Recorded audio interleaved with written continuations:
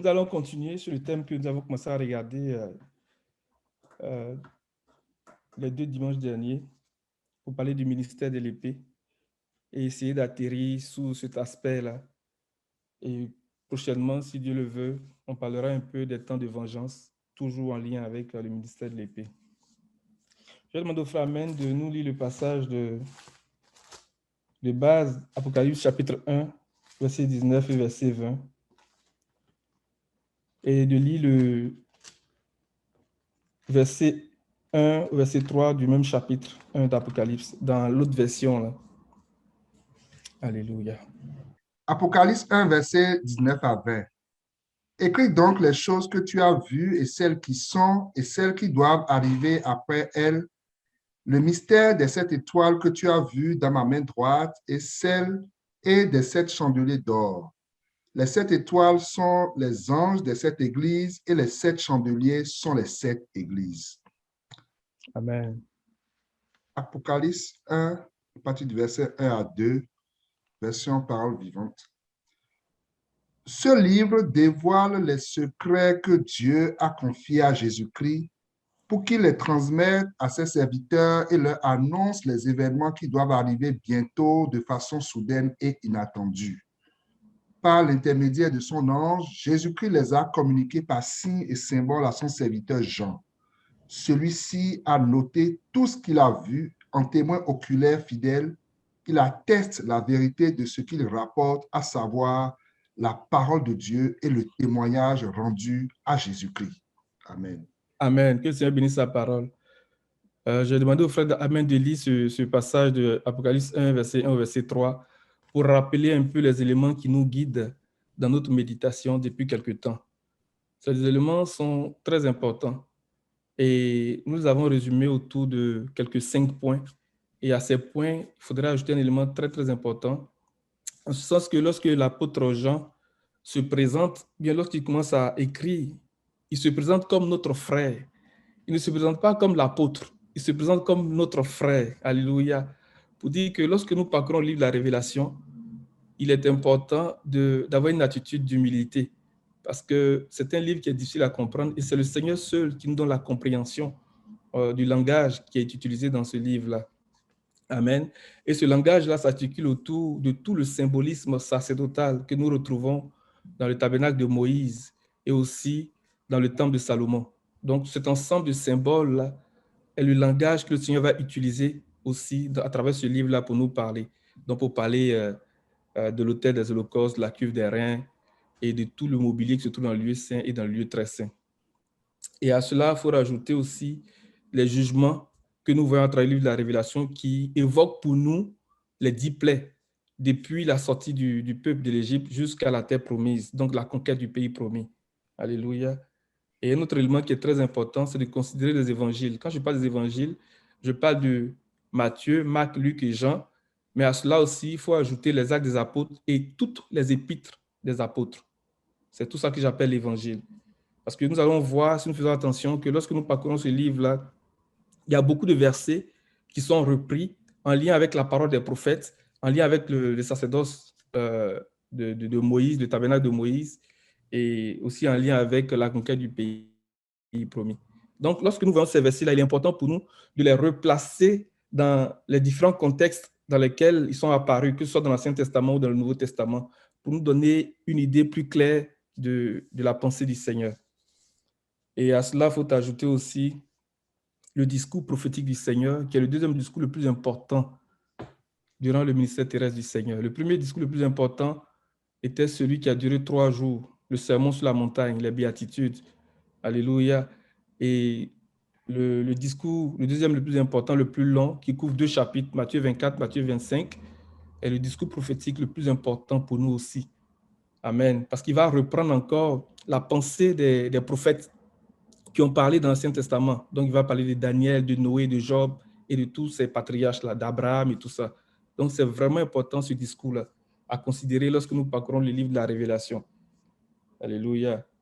Et une approche que nous faisons aussi en considérant les évangiles, c'est cette approche en lien avec les 7 lettres adressées à chacune des églises d'Asie, à travers les épîtres des apôtres, les épîtres des les serviteurs du Seigneur. Amen. Et l'autre élément qui est très important aussi à considérer, c'est la relation très étroite qu'il y a entre la Genèse et le livre de la Révélation. Donc, la Genèse va annoncer des grands mystères et nous voyons l'accomplissement de ces mystères-là à travers le livre de la Révélation. Et à travers le livre de la Genèse, il y a beaucoup d'images, il y a beaucoup de symboles qui sont utilisés. Amen. Donc, c'est ces choses que je tiens vraiment à rappeler et que ce soit comme, j'ai envie de dire, une habitude pour nous à se garder à l'esprit lorsque nous méditons sur le livre de la Révélation. Parce que le Seigneur a dit que ce livre a été donné pour montrer à ses serviteurs les choses qui doivent arriver bientôt de manière soudaine et inattendue. Mais il a fait connaître ces choses-là à travers des signes et des symboles. Donc, c'est la clé, en quelque sorte, que le Seigneur nous donne pour comprendre ce livre-là. Ce sont les clés, ou bien la clé que le Seigneur nous a donnée, les signes et les symboles. Donc, c'est le langage dans lequel le Seigneur va parler. Ces choses-là, vraiment, à chaque fois que j'aurai l'occasion de partager là-dessus, je vais prendre le temps de les rappeler parce que ça nous aide beaucoup. Et si vous voyez, à travers tout le cheminement que nous faisons depuis quelque temps, c'est toujours autour de ces symboles-là, autour de ces signes-là que nous méditons pour aller chercher la pensée du Seigneur. Amen. Et aujourd'hui, je voudrais parler du passage de Hébreux 10, verset 19 au verset 22, pour parler de l'inauguration, cette route nouvelle et vivante que le Seigneur a inaugurée pour nous. Amen. Pour faire la suite de ce que nous avons commencé à regarder depuis Genèse 3, verset 23, verset 24, en faisant le lien avec le passage de Exode 26, 31 à 34. Amen. Frère, Amen, tu peux nous lire le passage, s'il te plaît? Hébreux 10, à partir du verset 19. Ainsi donc, frères, puisque nous avons, au moyen du sang de Jésus, une libre entrée dans le sanctuaire par la route nouvelle et vivante qu'il a inaugurée pour nous au travers du voile, c'est-à-dire de sa chair. Et puisque nous avons un souverain sacrificateur établi sur la maison de Dieu, approchons-nous avec un cœur sincère dans la plénitude de la foi, les cœurs purifiés d'une mauvaise conscience et le corps lavé d'une eau pure. Alléluia. Dans la version seconde 21, je vais commencer par le verset 18, qui dit « Or, là où il y a pardon des péchés, il n'y a plus à présenter d'offrande pour le péché. Ainsi, frères et sœurs, nous avons par le sang de Jésus l'assurance d'un libre accès au sanctuaire. » Mais regardez bien ce que l'apôtre nous dit ici. Verset 19, il dit « Ainsi, frères et sœurs, nous avons par le sang de Jésus l'assurance d'un libre accès au sanctuaire. » Mais pourquoi il vient chercher, pourquoi il nous parle d'assurance? Pourquoi est-ce qu'il parle d'assurance? Par le sang de Jésus, l'assurance d'un libre accès au sanctuaire. C'est parce qu'à l'époque du sacerdoce de Lévi, donc de Aaron, chaque fois que le souverain sacrificateur, là on parle de la journée des expiations, devait rentrer dans le lieu très saint à la journée des expiations, à la journée du Yom Kippour, c'était un moment très stressant parce que tu n'avais pas en partant la certitude que tu allais ressortir vivant. C'était très stressant et pour le souverain sacrificateur et pour le peuple qui était dehors, qui attendait. Parce que le gars peut partir et puis il ne va pas sortir vivant. Donc, on attachait à son pied une corde. Et de temps en temps, on tirait sur la corde pour savoir s'il était toujours en vie. Et si jamais il ne réagissait pas par une résistance sur la corde, ben, on comprenait que le gars était mort. Donc, on le tirait pour le faire sortir. C'est dans cet esprit-là que l'apôtre ici nous dit que c'est à travers le sang de Jésus que nous avons cette assurance, l'assurance d'un libre accès au sanctuaire. Alléluia. Mais au verset 20, il dit que cette route nouvelle et vivante, il a inaugurée pour nous au travers du voile, c'est-à-dire de son propre corps. Donc, allons-y regarder un peu ce qui se passait à la journée des expiations à travers Lévitique chapitre 16, pour aller chercher des éléments de compréhension. Amen. Je vais commencer à partir du verset 1. On ne va pas tout lire le chapitre, mais je nous encourage à le lire vraiment. Parce que cette route-là est inaugurée. Cette route-là est vivante. On va revenir là-dessus tout à l'heure, mais on veut comprendre pourquoi est-ce que l'apôtre commence à dire nous avons l'assurance par le sang de Jésus. Parce que ça évoque pour nous la journée des expiations, la fête des expiations. Tu peux lire à partir du verset 1. L'Éternel parla à Moïse après la mort des 2 fils d'Aaron qui moururent en se présentant devant l'Éternel. L'Éternel dit à Moïse, « Parle à ton frère Aaron afin qu'il n'entre pas en tout temps dans le sanctuaire au-dedans du voile devant le propitiatoire qui est sur l'arche, de peur qu'il ne meure, car j'apparaîtrai dans la nuée sur le propitiatoire. » Amen. C'était une question de vie ou de mort. C'était une question de vie ou de mort. Et d'ailleurs, dans ce récit-là de Lévitique chapitre 16, il nous rappelle cette tragédie qui est arrivée aux 2 fils d'Aaron, Nadab et Abihu, qui sont rentrés dans la présence de Dieu avec un feu étranger. La Bible dit que le Seigneur les a frappés et ils sont morts là devant l'Éternel. Donc le Seigneur met en garde Aaron en tant que souverain sacrificateur, parce que c'est lui qui était habilité à rentrer une fois par année. Ce n'était pas tout le temps. Une fois par année, il devait rentrer pour la fête des expiations, faire le sacrifice annuel, pour que le Seigneur soit propice, soit favorable au peuple. Donc le Seigneur le met en garde. Il dit, dis à ton frère que ce n'est pas comme ça qu'on rentre au travers du voile. Alléluia. Dis à ton frère. Parce que s'il ne fait pas les choses comme je veux, il va mourir. Et beaucoup de sacrificateurs sont morts parce qu'ils n'ont pas fait les choses comme Dieu le voulait. Alléluia. Vas-y, mon frère. Voici, Regardez bien la manière dont la révélation que Seigneur nous donne, verset 3. voici de quelle manière Aaron entrera dans le sanctuaire. Il prendra un jeune taureau pour le sacrifice d'expiation et un bélier pour l'holocauste. Il se revêtira de la tunique sacrée de lin et portera sur son corps des caleçons de lin. Il se ceindra d'une ceinture de lin et il se couvrira la tête d'une tiare de lin. Ce sont les vêtements sacrés dont il se revêtira après avoir lavé son corps dans l'eau.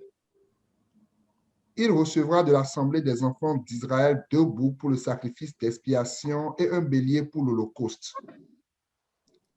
Aaron offrira son taureau expiatoire et il fera l'expiation pour lui et pour sa maison. Il prendra les 2 boucs et il les placera devant l'Éternel à l'entrée de la tente d'assignation. Aaron jettera le sort sur les 2 boucs, un sort pour l'Éternel et un sort pour Azazel. Aaron fera approcher le bouc sur lequel est tombé le sort pour l'Éternel et il l'offrira en sacrifice d'expiation. Et le bouc sur lequel est tombé le sort pour Azazel sera placé vivant devant l'Éternel afin qu'il serve à faire l'expiation et qu'il soit lâché dans le désert pour Azazel. Amen. Donc le Seigneur dit, voici de quelle manière Aaron entrera dans le sanctuaire. Et puis, il commence à lui dire qu'il est nécessaire pour Aaron d'abord de faire un sacrifice d'expiation pour lui-même. Donc, il prendra un jeune taureau pour le sacrifice d'expiation et un bélier pour l'holocauste. Et il va dire que Aaron doit s'habiller d'une certaine manière. Quand on regarde la description des vêtements qu'Aaron doit porter là, le jour de la journée d'expiation, il y a un détail qui est très frappant. Ce n'est pas les mêmes vêtements que nous voyons lorsqu'on parcourt le chapitre 28 d'Exode, parlant de l'éphod, la robe de l'éphod, parlant du pectoral avec les pierres et tout ça. Il y a un détail. Cette journée-là, c'est une journée où le peuple devait s'humilier devant le Seigneur. Et Aaron, dans ses vêtements, j'aimerais dire, de dignité ou bien de prince du peuple, ce n'était pas ça qu'il devait porter. Et cette journée-là, particulièrement, Aaron n'avait rien de différent des autres sacrificateurs qui faisaient le service dans le sanctuaire. Ils étaient habillés de la même façon. Les habits qui sont décrits ici, là, ce sont les mêmes habits que ses fils portaient pour le service quotidien. Mais ça nous révèle le Christ, qui s'est dépouillé de sa gloire, alléluia, qui a pris la condition humaine, qui n'avait pas d'apparence de manière à le distinguer de ses apôtres, de ses serviteurs, pendant qu'il était sur la terre, pendant qu'il faisait son ministère terrestre. Et nous retrouvons cette pensée-là dans Philippiens chapitre 2. Tu peux nous aider, mon frère, Philippiens chapitre 2, verset 6. Ce détail est vraiment important. Ce n'est pas les mêmes habits que Aaron avait l'habitude de porter. Mais c'est lorsqu'il ressortait du lieu très saint qu'il reprenait ses habits. Il enlevait ses habits là, et puis il reprenait ses habits. Donc les habits que nous voyons, l'éphod, la robe de l'éphod, le pectoral, et tous ces habits qui étaient vraiment brodés, ces habits vraiment de dignité du peuple. Alléluia. Vas-y, tu peux lire, s'il te plaît. Que votre attitude soit identique à celle de Jésus-Christ. Lui qui est de condition divine, il n'a pas regardé son égalité avec Dieu comme un butin à préserver, mais il s'est dépouillé lui-même en prenant une condition de serviteur, en devenant semblable aux êtres humains. Reconnu comme un simple homme, il s'est humilié lui-même en faisant preuve d'obéissance jusqu'à la mort, même la mort sur la croix. C'est aussi pourquoi Dieu l'a élevé à la plus haute place et lui a donné le nom qui est au-dessus de tout nom, afin qu'au nom de Jésus, chacun plie le genou dans le ciel, sur la terre et sous la terre, et que toute langue reconnaisse que Jésus-Christ est le Seigneur à la gloire de Dieu le Père. Alléluia. Donc, c'est la première chose que je voulais dire à travers les vêtements qu'Aaron devait porter ce jour-là. Et l'autre chose, quand on regarde bien les vêtements, on dit qu'il mettra une tunique sacrée de lin et portera sur son corps des caleçons de lin. Le lin, la Bible nous dit que ce sont les œuvres justes des saints. Alléluia. Comme si Aaron devait être habillé de justice, couvert de justice. Les œuvres justes des saints. Alléluia. Mais dans ces habits-là, on dit qu'il doit porter un caleçon de lin. Le caleçon de lin, ça nous parle de la beauté morale. Ça nous parle de la pureté morale. Alléluia. La beauté morale, la pureté morale. Il mettra une ceinture de lin et couvrira sa tête d'une tiare de lin. Tout ça, c'est en lin. Mais la couverture qu'il mettait, ou bien le chapeau qu'il mettait sur sa tête de lin, c'est ce que nous retrouvons aussi dans Éphésiens chapitre 6. Alléluia. Le casque du salut, le casque de l'espérance. Le lin aussi qui nous parle du renouvellement de notre intelligence. Alléluia. Je vais revenir sur ces détails-là plus bas, mais je voulais faire ressortir ces aspects-là pour que nous comprenions qu'il y avait une disposition dans laquelle Aaron devait être avant de pouvoir rentrer dans le lieu très saint à la journée des expiations. On va progresser rapidement. Ok. Au niveau du verset... À partir du verset 6, je vais faire les commentaires. Et à cette journée-là, Aaron devait offrir un sacrifice pour lui-même. Et après, offrir le sacrifice pour le peuple. Dans Hébreux 7, le verset 26, il nous dit que... Tu peux nous lire le verset, s'il te plaît? Hébreux 7, verset 26. Il nous convenait en effet d'avoir un souverain sacrificateur comme lui, saint, innocent, sans tache, séparé des pécheurs et plus élevé que les cieux, qui n'a pas besoin, comme les souverains sacrificateurs, d'offrir chaque jour des sacrifices, d'abord pour ses propres péchés, ensuite pour ceux du peuple, car ceci, il a fait une fois pour toutes en s'offrant lui-même. Alléluia. Il a fait une fois pour toutes en s'offrant lui-même. Romains 12, à partir du verset 1.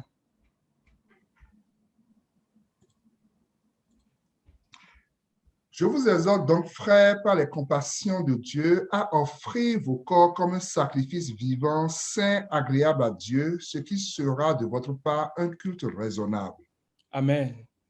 Le Seigneur nous invite à nous offrir nous-mêmes en sacrifice, à offrir nos vies en sacrifice. Nous sommes en train de parler des dispositions dans lesquelles le souverain sacrificateur devait être pour pouvoir rentrer dans le lieu très saint à la journée de l'expiation. On continue. Quand on vient à partir du verset 7, il dit, il prendra les deux boucs et les placera devant l'Éternel, à l'entrée de la tente de la rencontre. Il tirera au sort entre les deux boucs. L'un sera pour l'Éternel et l'autre pour Azazel. Il fera approcher le bouc tiré au sort pour l'Éternel et l'offrira en sacrifice d'expiation. Le bouc tiré au sort pour Azazel sera placé vivant devant l'Éternel afin de servir à faire l'expiation et d'être lâché dans le désert pour Azazel. Ces deux boucles nous parlent de la mort et de la résurrection du Seigneur. Quand on va dans Romains 3, verset 25, l'apôtre Paul nous révèle cette pensée du Seigneur. Dans Romains 3, verset 25. C'est lui que Dieu a destiné par son sang à être pour ceux qui croiraient victime expiatoire, afin de montrer sa justice parce qu'il avait laissé impunis les péchés commis auparavant au temps de sa patience. Amen. C'est lui que Dieu a destiné à être par son sang une victime expiatoire pour ceux qui croiraient. Regardez bien ce verset-là avec Romains 4, verset 25. Puis à partir du verset 23, s'il te plaît, mon frère. Mais ce n'est pas à cause de lui seul qu'il est écrit que cela lui fut imputé. C'est encore à cause de nous, à qui cela sera imputé, à nous qui croyons en celui qui a ressuscité des morts, Jésus notre Seigneur, lequel a été livré pour nos offenses et est ressuscité pour notre justification. Il y a deux choses que l'apôtre Paul dit dans le verset 25. Il dit que lui qui a été donné à cause de nos fautes. Le verset 25 de Romains 3 dit, c'est lui que Dieu a destiné par son sang à être victime expiatoire. Être victime expiatoire. Donc, la même pensée dans le verset 25 de Romains 4. Lui qui a été donné à cause de nos fautes. Donc, le premier bouc expiatoire nous parle de la mort du Seigneur. Et le deuxième bouc qui était placé vivant devant l'Éternel pour Azazel nous parle de sa résurrection. Quand je finis le verset 25 de Romains 4, il dit « Et qui est ressuscité à cause de notre justification ». Donc, à travers ces deux boucles-là, voici ce que le Seigneur est en train d'annoncer. Et nous rendons gloire au Seigneur. Nous bénissons le nom du Seigneur pour son œuvre expiatoire. C'est lui qui a été donné pour nous comme victime expiatoire et qui a été ressuscité pour notre justification. Et donc, ce que le peuple faisait, c'est que pour chacun de ces boucs-là, le premier bouc, par exemple, les anciens, et puis les sacrificateurs allaient poser la main sur la tête du bouc expiatoire, ils allaient confesser les péchés du peuple. Et pareil pour le deuxième bouc, ils confessaient. Mais qu'est-ce que ça veut dire? Quand on va dans Romains 10, à partir du verset 9, si tu confesses de ta bouche le Seigneur Jésus, et si tu crois dans ton cœur que Dieu l'a ressuscité des morts, tu seras sauvé. Si tu confesses de ta bouche le Seigneur Jésus, et si tu crois dans ton cœur que Dieu l'a ressuscité, tu seras sauvé. Alléluia. Et nous voulons confesser, nous confessons que le Seigneur est mort, mais il est ressuscité pour notre justification. Et par sa mort, le Seigneur nous a délivrés de la puissance du péché. Par sa mort, il nous a délivrés des effets de la chute. Alléluia. Et par sa résurrection, il est en train de nous conduire à devenir semblables à lui, à travers l'œuvre de la justice. Que le nom du Seigneur soit béni. Que le nom du Seigneur soit béni pour l'œuvre qu'il a accomplie pour nous. Donc, le Seigneur dit qu'il a fait la purification au travers de lui-même. Il a fait la purification au travers de lui-même. Et il dit que parce qu'il a fait, il nous donne l'assurance d'un libre accès au sanctuaire. Ce qui était difficile pour Aaron autrefois. Parce qu'il ne pouvait pas savoir, ou bien il n'était pas sûr qu'en rentrant là-bas, il allait ressortir vivant. Il pouvait être frappé, il pouvait mourir. Et le Seigneur dit que approchons-nous avec assurance. Approchons-nous avec assurance. Parce qu'il a fait au travers de lui-même la purification de nos péchés. Et il a ouvert ce chemin-là pour nous. Et il nous donne accès au sanctuaire. Il nous donne accès au trône. Dans Nombre 17, lorsque les enfants d'Israël ont commencé à murmurer qu'ils ont été frappés, à un moment donné, ils ont dit, mais n'importe qui s'approche du sanctuaire, n'importe qui s'approche du tabernacle est frappé de mort. Le dernier verset dans Nombre 17. Quiconque s'approche du tabernacle de l'Éternel meurt. Nous faudra-t-il tous expirer? Alléluia. Quiconque s'approche meurt. Et ils ont dit, nous faudra-t-il tous expirer? Et là, le Seigneur va dire quelque chose sur Aaron et puis sa famille. Il leur a confié le sacerdoce. Et Aaron et ses enfants étaient responsables des fautes commises par les Israélites. Et le Seigneur aujourd'hui est notre souverain sacrificateur. Et le Seigneur lui-même se porte garant pour nous. C'est lui-même qui se porte garant pour nous. Et parce qu'il se porte garant pour nous, nous avons cette assurance-là de nous approcher du Seigneur. Mais les mêmes conditions qui étaient prérequises pour que Aaron puisse approcher du Seigneur à la journée d'expiation sont aussi valables encore pour nous aujourd'hui. Pas parce que le Seigneur se porte garant pour nous qu'on va vivre n'importe comment et puis dire, bon, comme il se porte garant pour nous, on peut faire ce qu'on veut et puis on va rentrer. Non, ce n'est pas possible. Ce n'est pas possible. Souvenons-nous de Ananias et Saphira. Ils sont venus dans la présence du Seigneur, ils pensaient que c'était des hommes. Et ils ont menti au Saint-Esprit. La Bible dit qu'ils ont été frappés de mort. Aujourd'hui, peut-être ces choses, nous ne les voyons pas. Mais lorsque nous vivons d'une certaine manière, nous nous privons de la grâce de Dieu. Nous nous séparons de la grâce de Dieu. Et nous expérimentons la mort d'une certaine façon, comme Adam et Ève. Leur mort physique n'a pas été constatée tout de suite. Pourtant, la parole que le Seigneur a dit, il dit, le jour où tu mangeras, tu mourras. Le jour où ils ont mangé, ils ont connu la mort, de par leur séparation d'avec Dieu, de par leur privation d'avec Dieu. Et un jour devant le Seigneur est comme 1000 ans. Donc, en dedans un jour, parce que Adam est mort à 930 ans, ben, dans cet intervalle de temps-là, on a constaté sa mort physique. Donc, aujourd'hui aussi, même si on ne voit pas ces choses physiquement comme Ananias et Saphira, ces choses sont pourtant réelles. Lorsque nous vivons d'une certaine façon, nous nous privons, nous nous séparons de Dieu, donc nous sommes morts spirituellement. Et à mesure que nous persistons dans ces choses-là, notre mort physique va être constatée. Que le Seigneur nous garde, que le Seigneur nous aide à comprendre ces choses et à nous mettre dans les dispositions, alors que le chemin est accessible, alors que le chemin est ouvert, pour qu'on puisse s'approcher de lui, que nous serons dans les conditions, que nous serons vêtus, comme l'a dit Aaron, dans Lévitique 16, à partir du verset 3, il a commencé à dire, voici de quelle manière que ces choses nous caractérisent. Alléluia.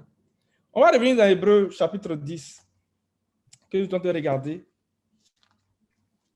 Et on va regarder un bout, avant de revenir sur cette route nouvelle et vivante. À partir du verset 22. On va rattacher le verset 19 au verset 22 pour faire encore du chemin sur les dispositions que le Seigneur demande de nous.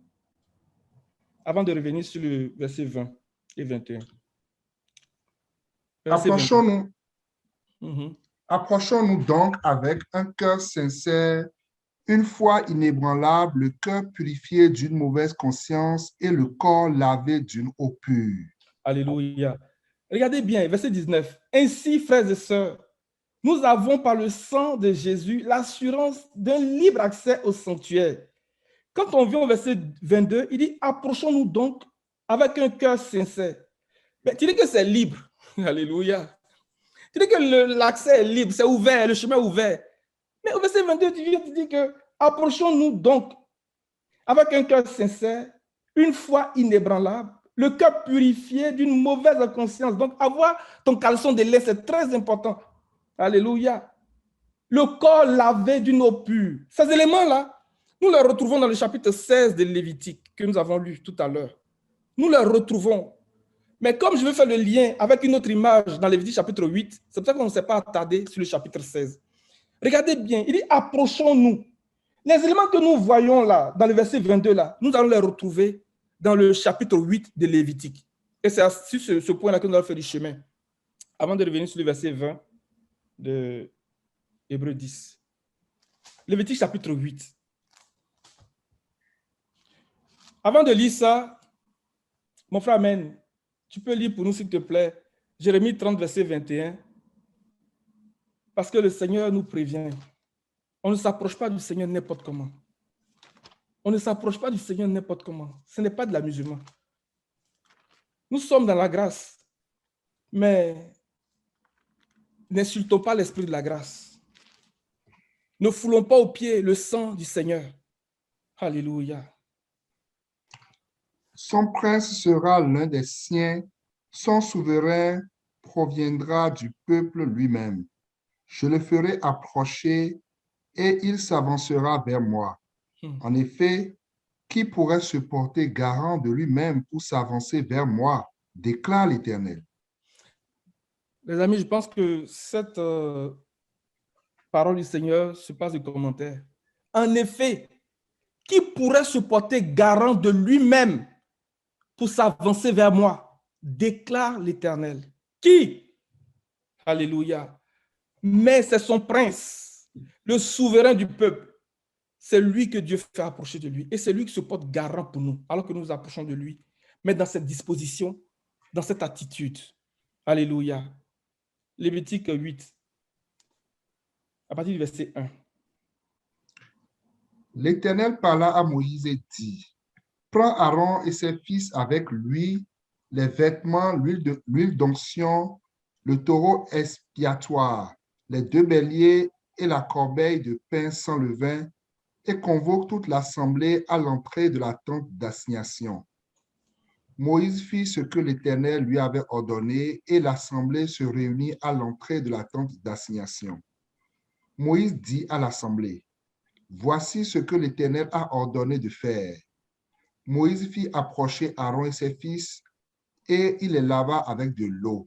Alléluia. Frère, attends, on va relire encore un peu. Verset 1. L'Éternel dit à Moïse, prends Aaron et ses fils avec lui. Les vêtements, ça nous prend des vêtements. Mais ne restons pas dans la symbolique des choses physiques. Parce que ces vêtements ont une signification spirituelle. Et c'est ça que nous recherchons.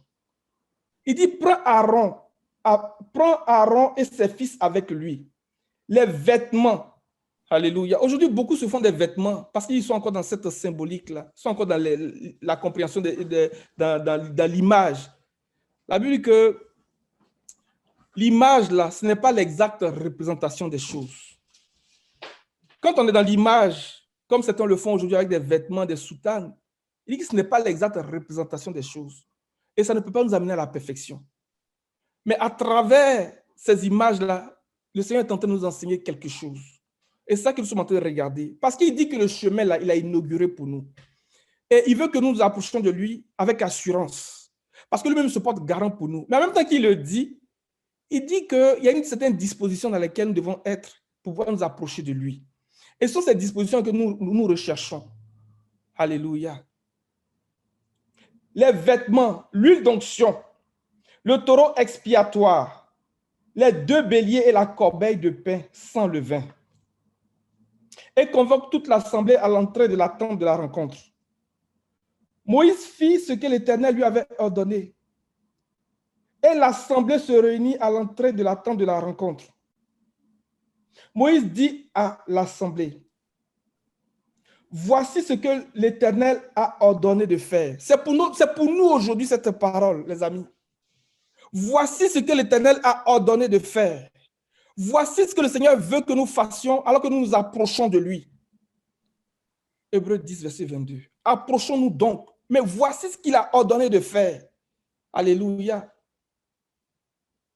Il dit, il fit approcher Aaron et ses fils et les lava de l'eau. Quand on va dans l'Hébreu, mon frère, il faut voir, s'il te plaît, l'autre passage d'Hébreu là. Approchons-nous donc avec un cœur sincère, une foi inébranlable, le cœur purifié d'une mauvaise conscience et le corps lavé d'une eau pure. Alléluia.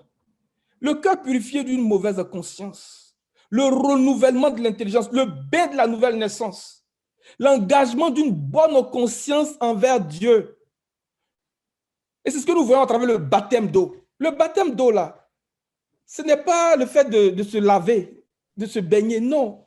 L'apôtre Pierre nous dit que c'est l'engagement d'une bonne conscience envers Dieu. J'espère qu'on se comprend. Tu peux lire pour nous 1 Pierre 3, à partir du verset 18.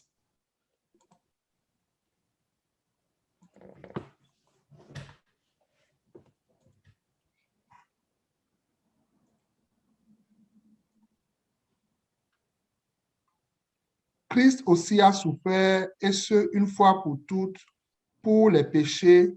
Lui, le juste, il a souffert pour des injustes afin de vous conduire à Dieu. Afin de vous conduire à Dieu. Afin de vous conduire à Dieu, les amis. Continue. Il a souffert une mort humaine, mais il a été rendu à la vie par l'Esprit. La mort et la résurrection du Seigneur. Alléluia. Qui nous justifie. C'est alors aussi qu'il est allé faire une proclamation aux esprits en prison ceux-là même qui avaient été rebelles autrefois, lorsque la patience de Dieu se prolongeait à l'époque de Noé, pendant la construction de l'arche. Un petit nombre de personnes, à savoir 8, sont entrées dans ce bateau et ont été sauvées à travers l'eau. C'était une figure. Nous aussi maintenant, nous sommes sauvés par un baptême qui ne consiste pas dans la purification d'une impureté physique, mais dans l'engagement d'une bonne conscience envers Dieu. Il nous sauve à travers la résurrection de Jésus-Christ, qui est monté au ciel, a reçu la soumission des anges, des autorités et des puissances et se trouve à la droite de Dieu. Alléluia. L'engagement d'une bonne conscience. Moïse dit, voici ce que l'Éternel a ordonné de faire. Il fit approcher Aaron et ses fils. Il les lava avec de l'eau. Donc, le Seigneur nous invite à nous engager dans une bonne conscience avec lui, les amis.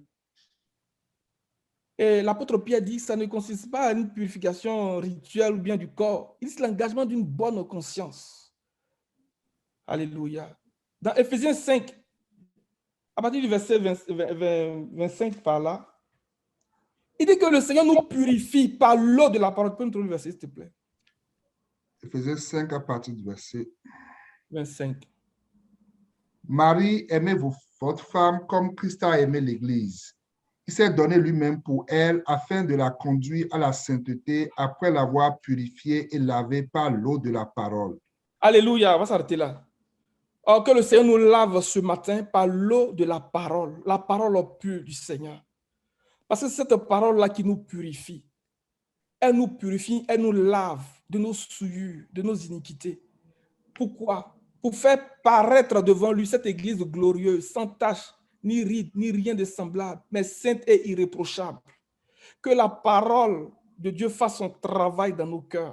Que la parole de Dieu fasse son travail dans notre esprit, dans notre âme, dans notre corps. Qu'elle nous purifie, qu'elle nous nettoie, alors que nous nous engageons dans cette bonne conscience avec lui, pour nous approcher de lui et pour paraître devant lui, tel qu'il le veut. Alléluia. On va aller dans Lévitique pour continuer.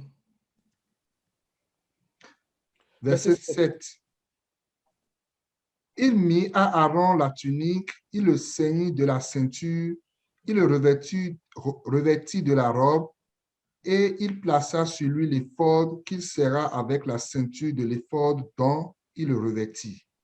Il lui mit le pectoral, et il joignit au pectoral l'urim et le thummim. Il posa la tiare sur sa tête et il plaça sur le devant de la tiare la lame d'or, diadème sacré, comme l'Éternel l'avait ordonné à Moïse. Alléluia. Ces vêtements-là, ça nous parle des expériences que nous faisons avec le Seigneur. Dans notre croissance, dans notre maturité, dans la divinité. Je pense que ce n'est pas le cadre pour parler en détail de chacun de ces vêtements-là. Amen. Mais si le Seigneur nous fait grâce, on pourra revenir là-dessus et puis parler plus en détail de ces choses.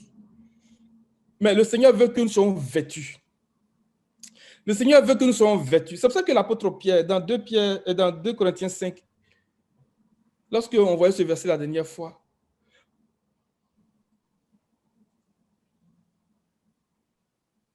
à partir du verset 1. Nous savons en effet que si notre habitation terrestre, qui n'est qu'une tente, est détruite, nous avons dans le ciel un édifice qui est l'œuvre de Dieu, une habitation éternelle qui n'est pas faite par la main de l'homme.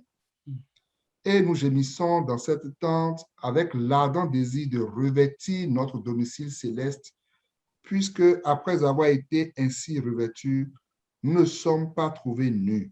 Alléluia. Après avoir été ainsi revêtus, nous ne serons pas trouvés nus. Que aucun d'entre nous ne soit trouvé nu. Que le Seigneur lui-même nous habille. Amen. Que le Seigneur nous habille de cette façon. Alors que nous nous approchons de lui, dans l'engagement d'une bonne conscience. Le cœur et la conscience lavée d'une eau pure, l'eau pure de sa parole, au nom de Jésus. Que nous fassions des expériences avec lui. Que nous fassions l'expérience du baptême de l'Esprit. Alléluia. Que nous fassions l'expérience des dons spirituels au nom de Jésus. Que le Seigneur nous habille des vêtements de fin lin, éclatants et purs, les œuvres justes des saints. Les habits que le Seigneur veut que nous ayons, il dit c'est pour marquer notre dignité et notre parure. C'est pour marquer notre dignité et notre rang. Alléluia. Et c'est ce que le Seigneur recherchait lorsqu'il parcourait chacune des églises. Il parlait des œuvres, mais il parlait des œuvres de la justice. Et il va dire à Sade, tu n'as pas gardé tes vêtements. Tes vêtements ne sont pas propres. Tu as sali tes vêtements. Il va dire à Laodicée, tu penses que tu es habillé alors que tu es nu. Il faut qu'on soit trouvé vêtu devant le Seigneur. Parce que le corps que nous recherchons, le corps de la gloire, le corps de la glorification, l'apôtre Pierre dit ici, verset 3, puisque après avoir été ainsi, j'aurais pas dit verset 2 peut-être, et nous gémissons dans cette tente avec l'ardent désir de revertir notre domicile céleste. Il dit revertir, il n'a pas dit de vertir, revertir notre domicile céleste. Puisque après avoir été ainsi revêtus, nous ne serons pas trouvés nus. Alléluia. En effet, nous qui sommes dans cette tente, nous gémissons accablés parce que nous ne voulons pas nous dévertir, mais au contraire, nous revertir, afin que ce qui est mortel soit englouti par la vie. Ces vêtements-là que le Seigneur met là, c'est une image pour nous montrer comment ce qui est mortel va être englouti par la vie. Le corps de mort va être englouti par la vie. Le corps de notre humiliation, le corps de notre misère, le corps de maladie. On va regarder quelques propriétés rapidement de ce corps-là pour comprendre pourquoi est-ce que c'est important pour nous. Alors que nous nous approchons du Seigneur, lui qui dit que cette route est accessible, que c'est ouvert. Regardez dans 1 Corinthiens 15, à partir du verset 32. On va lire rapidement. À partir du verset 32. Ouais. Lui a pas dit verset 35, pardon, parce que c'est trop long. Mais quelqu'un dira, comment les morts ressuscitent-ils et avec quel corps reviennent-ils? Homme dépourvu de bon sens, ce que tu sèmes ne peut reprendre vie que s'il meurt. Et ce que tu sèmes, ce n'est pas la plante qui poussera, c'est une simple graine. Un grain de blé peut-être ou d'une autre semence. Puis Dieu lui donne un corps comme il le veut, et à chaque semence, il donne un corps qui lui est propre. Les êtres vivants n'ont pas tous la même nature, mais autre est la nature des hommes, autre celle des quadrupèdes, autre celle des oiseaux, autre celle des poissons. Il y a aussi des corps célestes et des corps terrestres, mais l'éclat des corps célestes est différent de celui des corps terrestres. Autre est l'éclat du soleil, autre l'éclat de la lune et autre l'éclat des étoiles. Chaque étoile diffère même en éclat d'une autre étoile.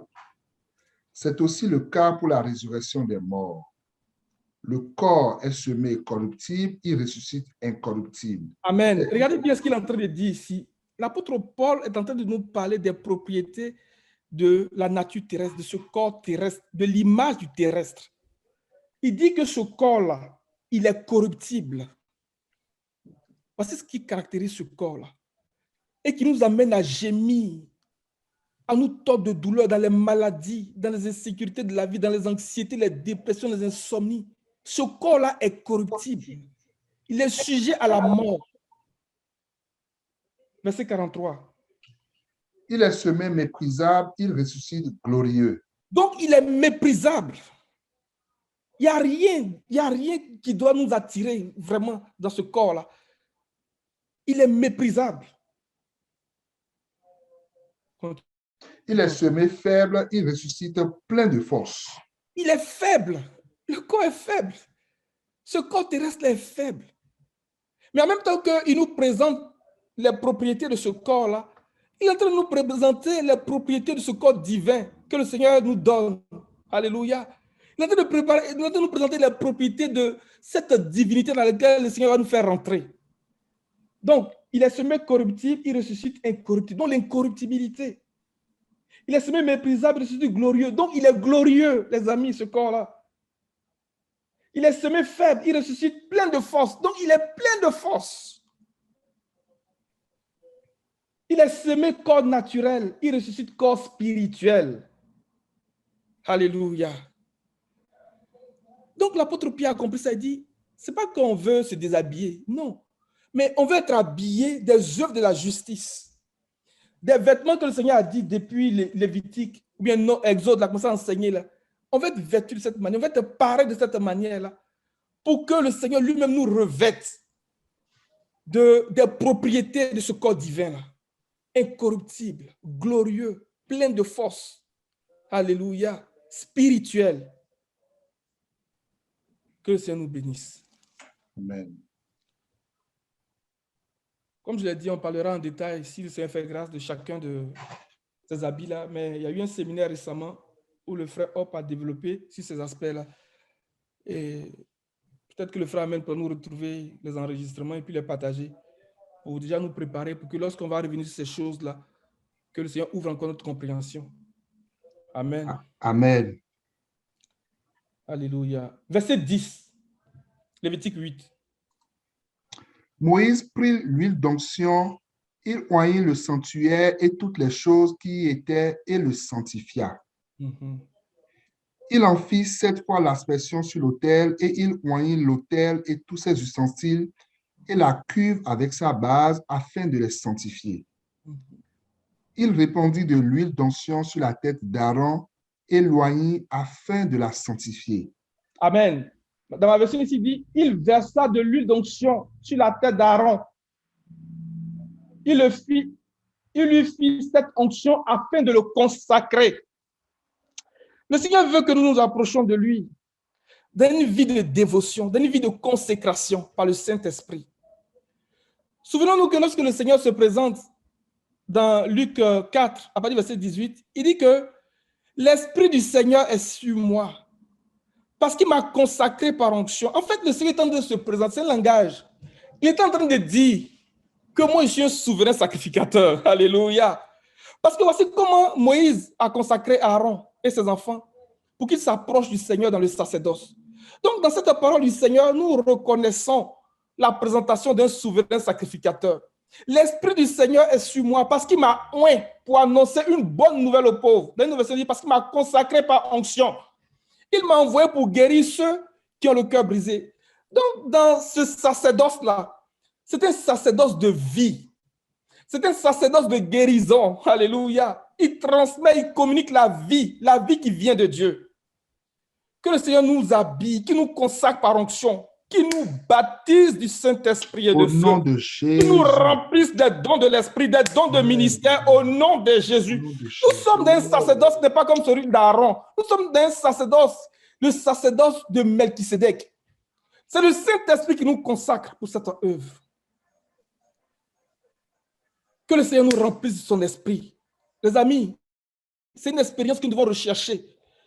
Ce n'est pas une option. C'est vraiment pas une option. Parce que nous sommes en train de regarder les conditions, les dispositions dans lesquelles Aaron devait être pour s'approcher du Seigneur. Mais au-delà de la symbolique, nous allons chercher la signification spirituelle. Ce n'est pas une option. Cherchons le revêtement de l'esprit. Cherchons la vie de l'esprit. Cherchons la consécration, la sanctification. Moïse n'a pas fait ces choses-là pour rien. Alléluia. Verset 13. Moïse fit aussi approcher les fils d'Aaron. Il les habilla de tuniques, leur passa des ceintures et leur attacha des coiffes comme l'Éternel le lui avait ordonné. Alléluia. Et c'était la même chose pour ses enfants.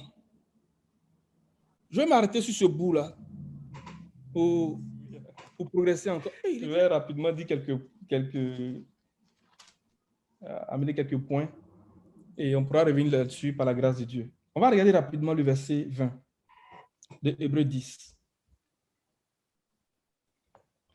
Il dit, cette route nouvelle et vivante, il a inaugurée pour nous au travers du voile, c'est-à-dire son propre corps. Dans notre version, il dit sa propre chair. Mais quand il dit cette route nouvelle et vivante, ça veut dire qu'il y avait une ancienne route. Mais cette ancienne route était morte. C'est de manière indue que l'apôtre nous dit ces choses-là. Il dit, cette route nouvelle et vivante. Donc, il y avait une ancienne route, mais une route qui était morte. Alléluia. Regardons rapidement Josué 23, le verset 14, et 1 Roi 2, le verset 2. pour aller comprendre ce qu'il est en train de dire par cette ancienne route et pour mieux apprécier vraiment cette inauguration que le Seigneur nous a présentée, cette route qui est ouverte devant nous. Josué 23, le verset 14. Voici, je m'en vais maintenant par le chemin de toute la terre. Reconnaissez de tout votre cœur et de toute votre âme qu'aucune de toutes les bonnes paroles prononcées sur vous par l'Éternel, votre Dieu, n'est restée sans effet. Amen. On va aller dans 1 Roi 2, le verset 2. Je vais chercher dans la version seconde 21 révisée. Là, je ne sais pas si tu l'as, mais...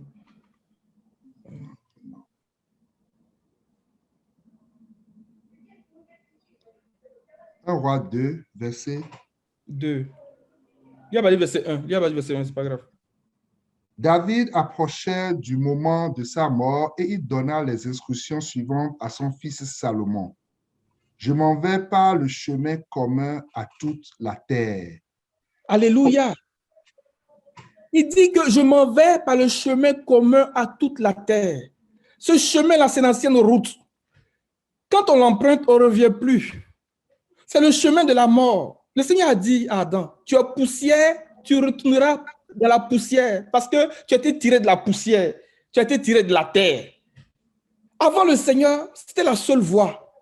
Avant le Seigneur, il n'y avait pas moyen pour un homme de mourir et puis de revenir à la vie, bien de ressusciter. Ce n'était pas possible. Alléluia. Ça, c'était l'ancienne route, la route de la mort.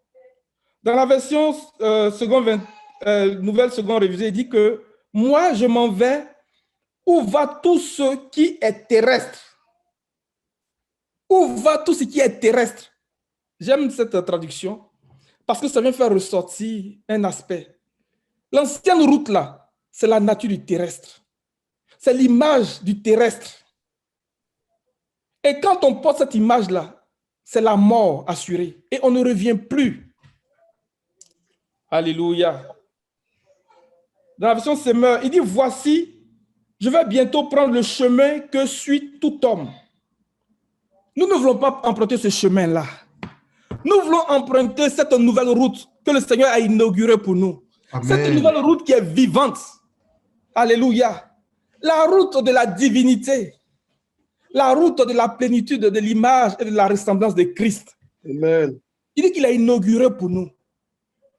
On va aller dans l'évangile selon Jean pour comprendre un peu ce que le Seigneur dit. On l'avait lu la semaine passée, mais on n'a pas fait le chemin là-dessus.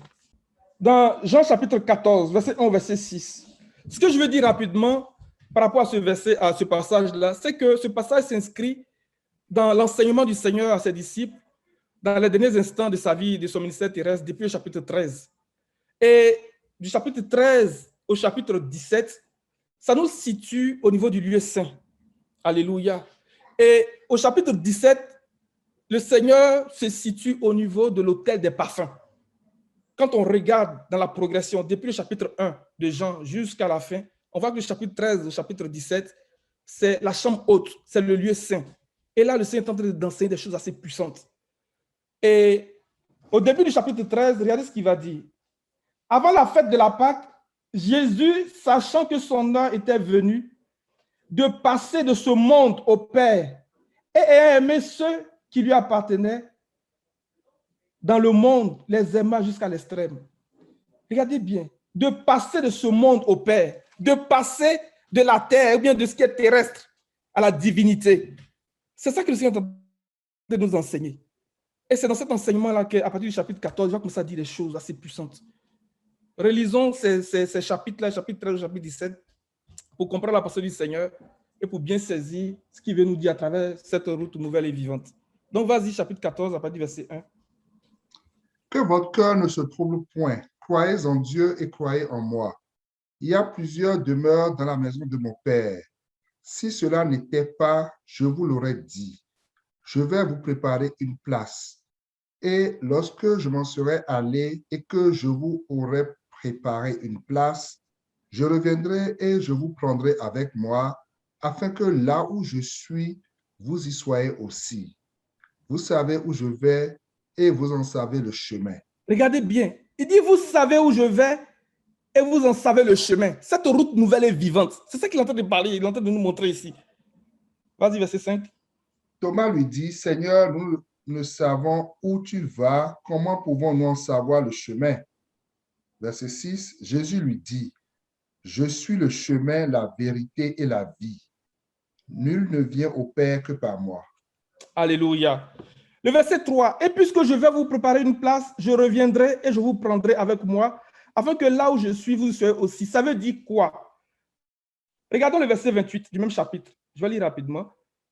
Vous avez entendu que je vous ai dit, je m'en vais et je reviens vers vous.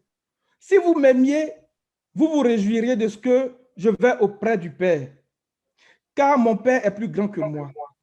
Verset 29. Je vous ai dit ces choses maintenant avant qu'elles n'arrivent, afin que lorsqu'elles arriveront, vous croyez. Mais cette même expression-là, en fait, le Seigneur est en train de révéler son nom. C'est ça que nous retrouvons dans le chapitre 13, verset 19. Il dit, je vous ai dit maintenant, afin que cela n'arrive, avant que cela n'arrive, afin que lorsque cela arrivera, vous croyez que moi, je suis. Vous croyez que moi, je suis. Or, ce moi, je suis là, il a déjà dit ça à Moïse. Alléluia. Exode 3, verset 14. Moïse a dit, mais si on me dit comment il s'appelle, on me demande comment il s'appelle, qu'est-ce que je vais dire? Le Seigneur dit que faut le dire que celui qui s'appelle je suis m'a envoyé vers vous. Alléluia. Le Seigneur nous révèle son nom. Par cette route-là, il est en train de se faire connaître à nous. Il a dit à Moïse, je suis apparu au patriarche comme le Dieu tout-puissant. Mais je ne me suis pas fait connaître à eux sous mon nom l'Éternel. Oh, la vie éternelle, c'est qu'ils te connaissent, toi le seul vrai Dieu, et celui que tu as envoyé, Jésus-Christ. Son nom l'Éternel, c'est la vie éternelle. Il dit, je vous dis ces choses afin que vous croyiez. Mais vous croyez quoi? Que je suis. Je suis là, c'est son nom. C'est pour ça qu'au verset 25 du chapitre 17, il dit que je leur ai fait connaître ton nom. Le nom qu'il n'a pas révélé au patriarche. Le nom qu'il n'a pas révélé aux gens de l'Ancien Testament. Il nous révèle ce nom-là. Alléluia. Alors qu'il trace ce chemin-là pour nous. Il nous révèle son nom. Et nous voulons connaître le nom du Seigneur. Oh, la vie éternelle, c'est qu'ils te connaissent, toi le seul vrai Dieu. Et celui que tu as envoyé, Jésus-Christ.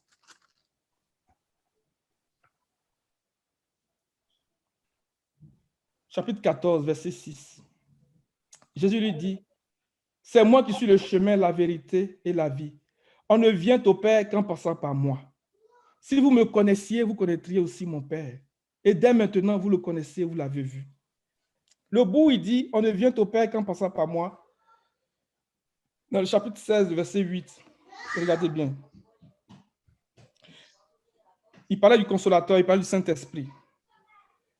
Et quand il sera venu, il convaincra le monde en ce qui concerne le péché, la justice et le jugement. Regardez bien le verset 9. En ce qui concerne le péché, parce qu'il ne croit pas en moi. La justice, parce que je vais auprès de mon Père et que vous ne me reverrez plus. Regardez bien. Il dit la justice là, c'est parce qu'il s'en va auprès de Dieu. Quand on prend ça et puis on revient dans le verset 6 de Jean chapitre 14. On ne vient au Père qu'en passant par moi. Parce que je m'en vais auprès de Dieu, c'est la justice.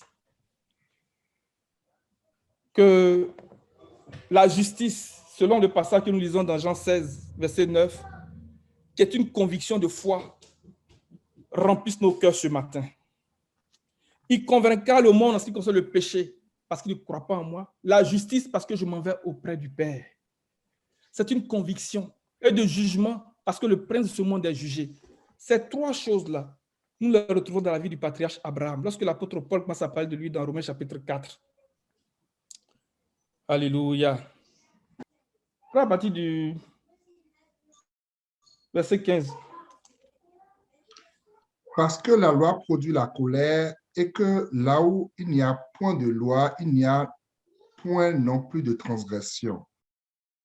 C'est pourquoi les héritiers le sont par la foi, pour que ce soit par grâce, afin que la promesse soit assurée à toute la postérité, non seulement à celle qui est sous la loi, mais aussi à celle qui a la foi d'Abraham, notre Père à tous, selon qu'il est écrit. Je t'ai établi Père d'un grand nombre de nations. Il est notre Père devant celui auquel il a cru Dieu, qui donne la vie aux morts et qui... Attends un peu, mon frère. ce bout-là. Il dit, il est notre Père devant le Dieu en qui il a cru. Le Dieu qui donne la vie aux morts et appelle à l'existence, appelle ce qui n'existe pas à l'existence. C'est très important. Alléluia. Vas-y, verset 18.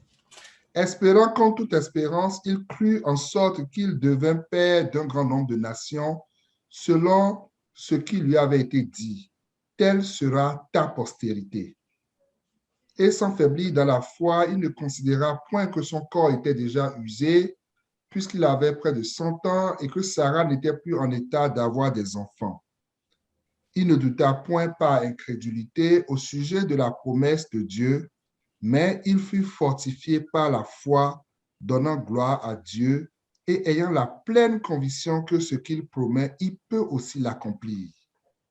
C'est pourquoi cela lui fut imputé à justice. Amen. Regarde bien le verset 20. Il n'a pas douté par incrédulité de la promesse de Dieu, mais il a été fortifié par la foi. Il a rendu gloire à Dieu, car il avait la pleine conviction. Le passage de Jean 16, verset 8, qui dit que quand le consolateur sera venu, quand l'esprit de la vérité sera venu, il convaincra le monde, alléluia, de péché parce qu'il ne croit pas. Il convaincra le monde de justice parce qu'il dit que je m'en vais au Père. Il convaincra le monde de jugement parce que le prince du monde est jugé. On dit Abraham, mais il a été fortifié par la foi et il a rendu gloire à Dieu car il avait la pleine conviction. Il avait la pleine conviction que ce que Dieu promet, il peut aussi l'accomplir. Mais il avait la pleine conviction de quoi? Que Dieu donne la vie aux morts et qu'il amène à l'existence ce qui n'existe pas. Devant la mort, il n'y a plus d'espérance pour les hommes. Devant la mort, il n'y a plus d'espoir. Parce que c'est un chemin de la mort, un chemin par lequel on ne revient plus. Mais Abraham n'a pas douté par incrédulité. Il a eu confiance en Dieu. Le Saint-Esprit vient nous convaincre de péché parce que nous sommes incrédules. Mais il n'a pas douté par incrédulité. Alléluia. Il a eu la pleine conviction que ces choses nous caractérisent et que nous comprenions que le Seigneur donne la vie aux morts. La résurrection, là, c'est vrai. Parce que son corps était usé. C'est une expression de la mort. Sarah n'était plus en état d'avoir des enfants. Donc, il n'y avait plus d'espoir pour eux. Il n'y avait plus d'espérance, humainement parlant. Mais Abraham, par la foi, par la conviction de foi qu'il avait, il n'a pas douté par incrédulité. Il a espéré contre toute espérance. Il y a une version sur laquelle je suis tombé qui a dit que là où on a dit à Abraham de ne plus espérer, là, lui, il a espéré. En fait, son corps est en train de dire, mon ami, il ne faut plus espérer. Regarde ta femme, il dit, il ne faut plus espérer. Mais la Bible dit qu'Abraham a espéré contre toute espérance. Quand le Saint-Esprit vient nous convaincre de la justice de Dieu, là, elle renverse l'incrédulité. Il renverse l'incrédulité. Le Saint-Esprit va venir briser, j'ai envie de dire, le manque d'espérance. Il nous donne de l'espérance. Parce que Dieu donne la vie aux morts. Le corps qui était usé, la femme qui peut avoir des enfants. Abraham a espéré au-delà de ce que ses yeux voyaient. La résurrection, là, le Seigneur dit, je m'en vais. Que le Seigneur nous convainc que cette route nouvelle et vivante, là, il a inauguré. C'est vrai. Nous allons ressusciter. Alléluia. Nous allons expérimenter ce corps glorieux, ce corps divin.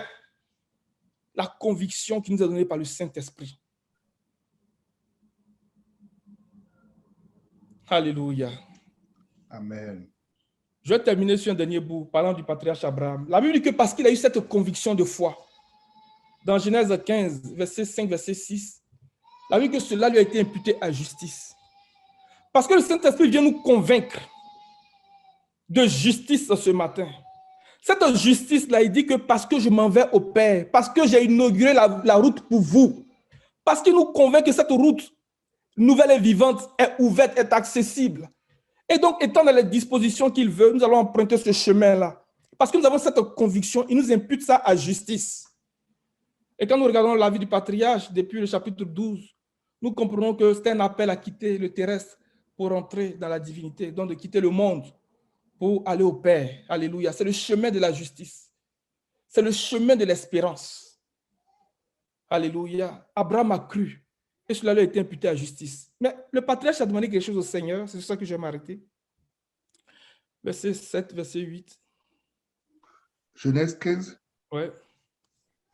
L'Éternel lui dit encore, je suis l'Éternel, qui t'a fait sortir d'Our en Chaldée pour te donner en possession ce pays. Abraham répondit, Seigneur éternel, à quoi connaîtrai-je que je le posséderai? Continue la lecture, s'il te plaît. Et l'Éternel lui dit, prends une génisse de 3 ans, une chèvre de 3 ans, un bélier de 3 ans, une tourterelle et une jeune colombe. Abraham prit tous ses arbres. Amen. Amen. La première chose que je voulais dire à travers ça, dans la question du patriarche, il a dit à quoi reconnaîtrai-je que je le posséderai? La dernière fois, on voyait que c'est par la foi. Ça, c'est la première chose. Et la deuxième chose, à travers les animaux que le Seigneur a dit de prendre pour le sacrifice. Donc, le bélier nous parle de la consécration. Donc, c'est ce que nous voyons dans Genèse chapitre 22, verset 13, et Lévitique chapitre 8, qu'on a lu tout à l'heure, verset 22. Et les tourterelles, je ne dis pas dans l'ordre là, les tourterelles nous parlent de la purification. Alléluia. Donc, on le voit dans Lévitique chapitre 12, verset 6, et puis dans Luc 2, verset 24. Donc, les tourterelles, les oiseaux nous parlent de la purification. Et la génisse, donc c'est l'animal de l'expiation. Alléluia. Lévitique chapitre 4 et Nombres chapitre 19. Et la chèvre, donc pour parler du bouc, donc pour nous parler de la justification. Donc le Seigneur est en train de dire à Abraham, d'abord il faut avoir la foi. Abraham demande, mais à quoi je vais reconnaître que je posséderai le pays? Et Hébreux 11, verset 1 et verset 2 que nous avons lu la dernière fois, dans la version Semeur, nous donne la révélation que ce n'est pas la foi, mais une vie de foi qui nous amène à mettre toute notre confiance dans l'œuvre expiatoire de Christ pour nous, dans sa mort et dans sa résurrection. Alléluia. Donc, il nous justifie. Et une foi qui nous amène à vivre une vie de consécration, donc à travers le bélier, et une vie de purification, donc à travers les tourterelles. Que le Seigneur nous bénisse ce matin. Il y a certains éléments que j'ai sautés, mais s'il y a des questions, le Seigneur fera grâce et puis on pourra revenir là-dessus. Amen. Amen.